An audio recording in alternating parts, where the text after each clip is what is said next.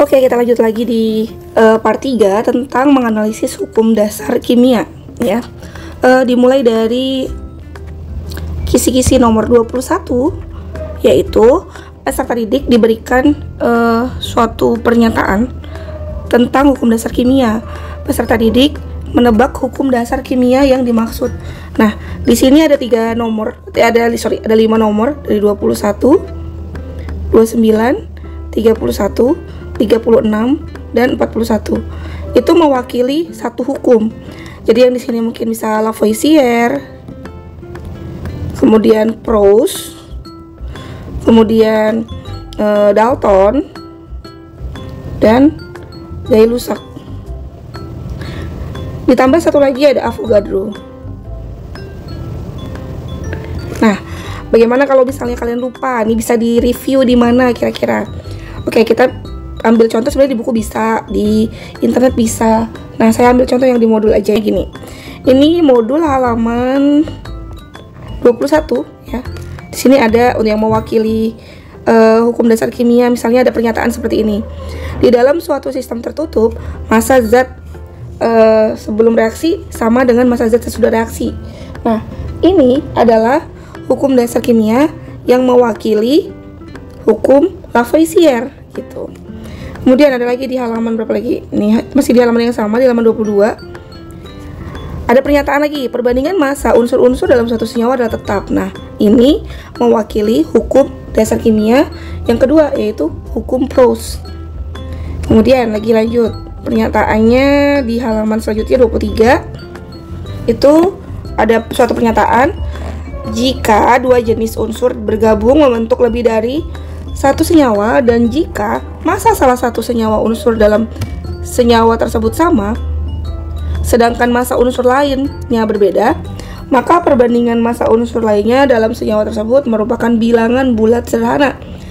Nah, ini adalah pernyataan yang mewakili hukum Dalton. Tuh. Kita lanjut lagi di halaman berikutnya, halaman 24. Pada suhu dan tekanan yang sama, volume gas-gas yang bereaksi dan volume gas-gas hasil reaksi berbanding sebagai bilangan bulat dan sederhana. Nah, ini mewakili hukum Gay-Lussac. Bagaimana dengan Avogadro? Avogadro di sini mirip ya, sama-sama pada suhu dan tekanan yang sama, tapi kalau yang tadi itu jumlah volume gas. Nah, kalau yang di sini sekarang jumlah molekulnya sama gitu. Jadi mirip seperti hukum Gay-Lussac, tapi hukum Gay-Lussac itu fokusnya ke volume, namun hukum Avogadro itu fokusnya ke jumlah molekul. Kira-kira itu yang 5 soal tadi ya. Nanti bisa diulang-ulang lagi aja dari modul yang ada. Dari buku juga ada kok. Ini karena biar mudah saja ibu presentnya, jadi pakai modul. Selanjutnya, peserta didik diberikan tabel. Ada tiga soal di situ, nomor 22, nomor 28, nomor 32. Diberikan tabel teks soal peserta didik diberi tabel tentang hukum dasar kimia. Kemudian peserta didik menebak hukum dasar kimia yang dimaksud dari tabel yang diberikan. Ini kita lanjut lagi di halaman 21 di modul itu ada satu tabel. Kita lihat ciri-cirinya ya. Ini ada data percobaan, kemudian ada data 1, data 2, data 3. Di sini ada massa sebelum reaksi untuk PbNO3 2 kali ditambah Ki, massa sesudah reaksi untuk PbI2 tambah KNO3. Nah, kalau diperhatikan, massa zat sebelum reaksi dengan massa zat sesudah reaksi itu sama. Massa zat sebelum reaksi yang kedua juga sama dengan massa zat sesudah reaksi yang kedua. Massa zat sebelum reaksi yang ketiga juga sama dengan massa zat sesudah reaksi yang ketiga. Otomatis karena massa sebelum reaksi dan sesudah reaksi adalah sama, maka ini berlaku hukum Lavoisier. Tabel yang lain, nah ini ada tabel lagi. Kita lihat ciri-cirinya ya, ciri-ciri dari tabel ini.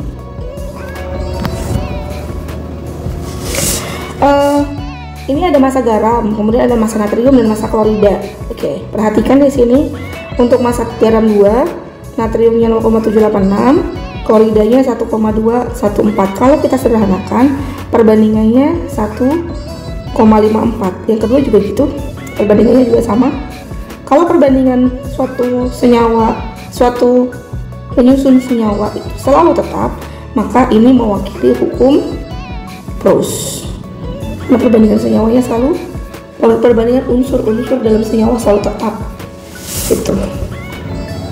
Jadi kita lanjutkan lagi, cari lagi coba tabelnya. Oke, ini ada tabel yang ketiga. Coba kita lihat. Untuk tabel yang ketiga, di situ ada nitrogen monoksida berarti NO dan nitrogen dioksida NO2 senyawanya. Ini massa nitrogen berarti di sini N-nya, yang ini oksigennya O-nya. Nah, di sini diketahui di antara salah satu unsur itu ada unsur yang sama massanya, yaitu unsur O. Berarti kita diminta untuk mencari perbandingan N pada O tetap.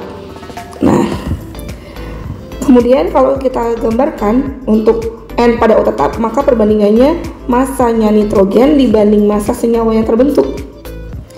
Jadi misal yang di sini perbandingannya 1,75 banding 0,872. Berarti perbandingannya 2 banding 1 atau 1 banding 2 kalau dari atas. Berarti kalau perbandingan suatu senyawa ada salah satu, jika salah satu unsurnya tetap, itu mewakili hukum Dalton. Selanjutnya kita akan bahas nomor 23 dan 24. Ini adalah soal tentang hukum Lavoisier, soal hitungan. Hukum Lavoisier kita cari dulu soalnya. Nih. Oke, nih dia. Superfosfat adalah pupuk yang mudah larut dalam air. Pupuk ini merupakan campuran antara CaH2PO4 2 kali dan CaSO4 dengan perbandingan jumlah molekul 1:2. Molekul ini dibuat melalui reaksi berikut.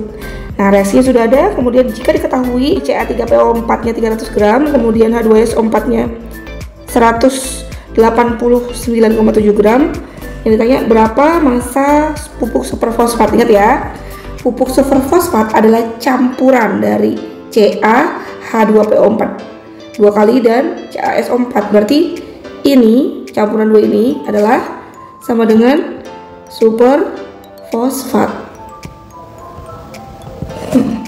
Maka berapakah jumlahnya? Kalau untuk hukum Lavoisier itu kalian hanya tinggal menambahkan saja. Jadi reaktannya atau reaksinya itu ditambahkan saja, kemudian didapat hasilnya. Jadi 300 ditambah 189,7 itu jawabannya adalah 489,7. Ditambahkan seperti biasa saja. Gitu ya. Oke, kemudian kita cek lagi ada soal lain nggak ya tentang hukum dasar kimia yang Lavoisier. Ini deh contohnya. Kalau lah seandainya yang diketahui adalah massa yang sebelum reaksi dan ditanya massa yang sesudah reaksi, itu massa sebelum reaksinya kita tinggal tambahin aja. Contoh yang nomor 2, ini tinggal ditambahkan saja. 0,30 ditambah 0,15 adalah 0,45. 0,60 ditambah 0,40 ditambahin itu sama dengan 1,00. Kemudian yang kalau misalnya yang diketahui itu adalah massa sesudah reaksi, yang ditanya adalah massa salah satu unsur sebelum reaksi. Nomor 1 kita akan hitung untuk massa belerang yang bereaksi itu adalah 0,36 dikurangi 0,24. Hasilnya adalah 0,12. Nomor 3 juga sama, 0,60 dikurangi 0,20. Hasilnya adalah 0,40. Kira-kira seperti itu untuk soal nomor 23 dan 24. Baik, kita lanjut lagi yang soal nomor 25. Di sini dikatakan bahwa peserta didik diberikan data massa senyawa beserta massa atom relatif unsur-unsur pembentuk senyawa. Kemudian peserta didik menghitung massa unsur-unsur pembentuknya. Nah, ini tuh sebenarnya modifikasi dari hukum Proust. Kita ambil contoh yang mudah saja, misalkan air lah ya. H2O. Sama-sama kita tahu bahwa H2O itu terbentuk dari unsur H dan unsur O. Nah, nanti diketahui misalnya ARH sama dengan 1, kemudian ARO sama dengan 16. Misalkan diketahui masanya. Massa dari H2O adalah let's say 27 gram. Berapakah massa H dan massa O pembentuknya? Nah, cara pertama adalah kita harus tahu dulu perbandingan antara H banding O dan akhirnya terbentuk H2O. Oke, pertamanya H-nya ada ARH-nya 1, tapi karena H kita ya ada 2, maka 1 kali 2 jadinya 2 banding O ARO itu 16. Kita buat dulu perbandingan paling sederhananya. Sederhanakan, sama-sama kita bagi dengan 2, 1 banding 8. Nah, kalau untuk H2O nya sendiri bisa dibuat perbandingannya juga, 1 tambah 8 sama dengan 9. Kemudian diketahui massa H2O nya itu adalah 27 gram. Berapakah massa masing-masingnya? Masing-masing itu maksudnya massa H dan massa O nya berapa? Caranya gimana? Caranya adalah kita lihat dari 9 ke 27 itu dikali berapa? Kita cari dulu faktor pengalinya. Ini dikali dengan 3. 9 ke 27 dikali 3, 9 kali 3 27. Berarti 8 dan satunya juga kita harus kali dengan 3. 1 kali 3 sama dengan 3 gram. 8 kali 3 sama dengan 24 gram. Kalau kita lihat 3 tambah 24 sama dengan 27. Maka massa H-nya adalah 3 gram dan massa O-nya adalah 24 gram. Kita lanjut lagi yang nomor 26. Nomor 26 itu mungkin masih sama, hukum Proust juga, karena di situ dikatakan bahwa peserta didik diberi perbandingan unsur pembentuk senyawa. Peserta didik menghitung massa unsur-unsur pembentuknya. Oke, misalkan ya. Misal kita punya C banding O, itu perbandingannya sama dengan 4 banding 3. C banding O ini bisa membentuk senyawa, let's say senyawa CO dengan massa 21 gram. Nah, kira-kira berapakah massa C dan massa O yang dibutuhkan? Kita bisa lihat di situ massa C-nya dan massa O-nya berapa. Caranya dengan kita bikin dulu perbandingannya sama seperti tadi ya, C banding O, kita bandingkan dengan CO. 4 banding 3, tambahkan perbandingannya jadi banding 7. Kemudian CO diketahui 21 gram, dari 7 ke 21 kali 3 lagi. Maka untuk O-nya 3 kali 3 sama dengan 9 gram. Untuk C-nya 4 kali 3 sama dengan 12 gram. Jadi massa C-nya adalah 12 gram, massa O-nya adalah 9 gram. Nah, kita lanjutkan lagi untuk yang nomor 27. 27 dengan 35 itu sama. Diminta untuk menuliskan nama lain hukum dasar kimia yang diminta. Nah, kita coba lihat ya, hukum kekekalan massa itu nama lainnya adalah hukum Lavoisier. Kemudian hukum perbandingan tetap, nama lainnya adalah hukum Proust. Kemudian hukum perbandingan berganda atau kelipatan perbandingan, nama lainnya adalah hukum Dalton.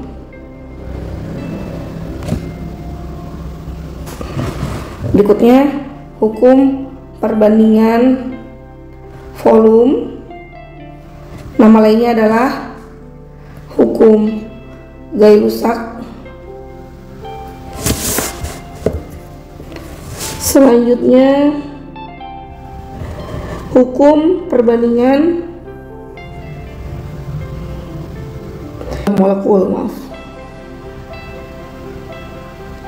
Ini belum disebut hukum, tapi masih dikatakan hipotesis Avogadro.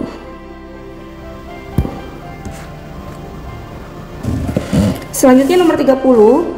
Kalau nomor 30 itu yang ditanya adalah nama ahli penemu dari hukum dasar kimia. Sepertinya sama ya, nomor 30 juga sama dengan ini. Hukum kekalahan massa yang menemukan Lavoisier, hukum perbandingan tetap yang menemukan Proust, hukum perbandingan berganda atau kelipatan perbandingan yang menemukan Dalton, hukum perbandingan volume yang menemukan Gay-Lussac, kemudian perbandingan jumlah molekul yang menemukan adalah Avogadro. Gitu. Lanjut lagi nomor 33 dan 34, kita lihat di situ peserta didik diberi data massa dua unsur yang berbeda dalam dua senyawa. Peserta didik menghitung perbandingan suatu unsur pada dua senyawa tersebut. Oke, berarti ini nomor 33 dan 34 itu adalah hitungan hukum Dalton. Kita lihat dari modul lagi ya. Nah, ini ada contoh soal untuk hukum Dalton di dalam modul halaman berapa ini? Halaman 23. Bisa kita lihat soalnya. Karbon bereaksi dengan oksigen membentuk senyawa A dan B dengan komposisi sebagai berikut. Senyawa A itu terdapat 2,41 gram karbon dan 3,22 gram oksigen. Senyawa B terdapat 6,71 gram karbon dan 17,9 gram oksigen. Ya, kemudian tentukan angka banding karbon yang paling sederhana. Nah, itu tugas kita hanya menghitung perbandingan paling sederhananya saja. Yang ditanya itu adalah perbandingan karbon ya. Berarti kita bikin oksigennya tetap. Oke. Yang ditanya karbon, maka oksigennya harus tetap. Nah, ini data-datanya seperti di soal. Kemudian kita bikin untuk perbandingan yang paling sederhananya itu adalah untuk yang karbon banding oksigen. Kan kita mau buat yang C-nya di saat oksigennya tetap, berarti kita pakai perbandingan ini. Ini oksigennya tetap, yang ini adalah C-nya. 0,75 dengan 0,37 itu adalah 2:1. Kenapa? Karena 0,37 itu kalau dikali dengan 2 adalah 0,74 sekian, hampir mendekati 0,75. Gitu caranya. Baik, kita lanjut lagi nomor 37 sekarang ya, 37 dan 42 itu soalnya adalah sama dengan yang tadi terkait dengan reaksi kimia yang belum setara. Oke, reaksi kimia yang belum setara, nanti kalian diminta untuk menyetarakan reaksi kimianya. Kita coba lah ya contohnya. Kita coba contohnya dulu. Misalkan saya punya CH4 ditambah O2 menghasilkan CO2 tambah H2O. Oke, sebelah kiri ada C, H, dan O. Sebelah kanan juga demikian. Yang di sebelah kiri ada satu unsur C, sebelah kanan juga ada satu unsur C, sebelah kiri ada 4 unsur H, sebelah kanan ada 2 unsur H, sebelah kiri ada 2 unsur O, sebelah kanan ada 2 unsur O ditambah 1 unsur O. Nah, kita lihat C-nya sudah sama-sama 1, H-nya masih belum, jadi hanya yang sebelah kanan kita kali 2 supaya sama, karena 2 kali 2 sama dengan 4. Berarti untuk yang H-nya kita kali 2, maka di depan H2O kita beri koefisien 2, sehingga O-nya yang di H2 itu juga ikut bersama. Sekarang untuk H-nya sudah sama-sama 4. Untuk O-nya 1 kali 2, 2 tambah 2, 4. Berarti untuk O yang di sebelah kiri itu adalah 2. Kita harus kali dengan 2 supaya sama-sama 4. Berikan koefisiennya. Nah, seperti ini kira-kira. Itu untuk soal nomor 37 dan 42. Kira-kira seperti ini soalnya. Kemudian 38, 39, 40. Peserta didik diberikan suatu data persamaan reaksi yang belum setara, anggap aja data persamaan reaksinya. Kemudian peserta didik diberikan data volume salah satu senyawanya dan diminta untuk menghitung volume yang lain. Misalkan yang diketahui adalah volume oksigen. Volume oksigen diketahui misalnya sama dengan 6 liter. Maka berapakah volume CH4? Nah, caranya kita lihat koefisien CH4 1 dibagi koefisien O2 2 kali 6 liter sama dengan 3 liter. Kita lanjut lagi untuk CO2. CO2 nya berapa ya kira-kira untuk volume CO2? Volume CO2 nya koefisiennya 1, koefisien O2 nya juga koefisien O2 nya ada 2 dikali dengan 6 liter sama dengan 3 liter. Untuk volume H2O kira-kira berapa? Volume H2O di situ ada 2 per koefisien oksigen juga 2 kali dengan 6 liter sama dengan 6 liter. Itu ya, dihitungnya seperti itu. Bisa juga pakai permisalan nih, misalkan ya. Misalkan oksigennya 6 liter. Ini kita konversi aja ke duit gitu. Misalnya oksigennya itu 2 senyawa harganya 6. Kalau 1 senyawa harganya berapa gitu. 2 senyawa harganya 6.000, kalau 1 senyawa berarti 3.000. Kalau ini 1 senyawa juga berarti harganya 3.000. Nah, dikonversi pakai ribu-ribu. Kalau pakai uang biasanya lebih gampang ya gitu. Tadi 2 senyawa harganya 6.000, di sini juga ada 2 senyawa jadinya 6.000 juga gitu. Boleh pakai perbandingan seperti itu, boleh pakai perbandingan seperti ini. Nah, ini berlaku untuk soal nomor berapa tadi? Nomor 38 sampai 40 nih, soal nomor 38 sampai 40. Bisa jadi soal 38-nya ini, 39-nya ini, 38 misalnya ini 39 atau ini 40, kira-kira kayak gitu. Jadi yang ditanya salah satunya. Gitu ya. Lanjut, terakhir untuk part 3.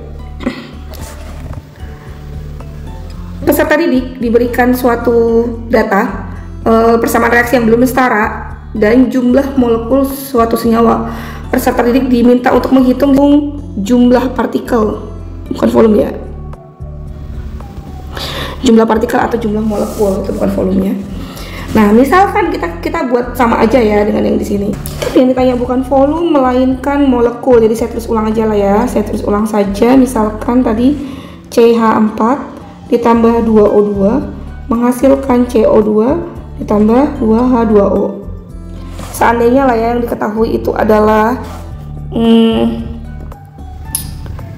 yang diketahui misalkan volume jumlah molekul untuk CH4 misalnya 40 molekul misalnya.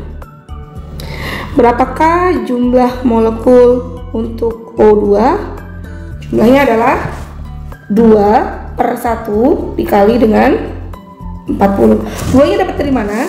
Dapat dari koefisien O2 karena yang ditanya O2 kan. Satunya dapat dari mana? Dari koefisien CH4 karena CH4 yang diketahui. Jadi jumlah molekulnya untuk oksigen adalah 80 molekul. Kalau untuk jumlah molekulnya si CO2, jumlah molekul untuk si CO2 berapa ya?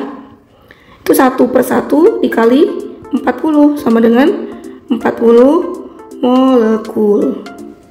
Lagi jumlah molekul untuk H2O, koefisiennya ada 2/1 kali 40 sama dengan 80 molekul. Udah selesai. Jadi untuk yang nomor 43 dan 44 itu adalah hipotesis Avogadro. Caranya sama persis dengan Gay-Lussac. Bedanya kalau Gay-Lussac itu fokusnya ke volume, kalau Avogadro itu fokusnya ke jumlah molekul gitu kira-kira. Nah, untuk part 3 sudah selesai, kita akan lanjut lagi nanti di part keempat.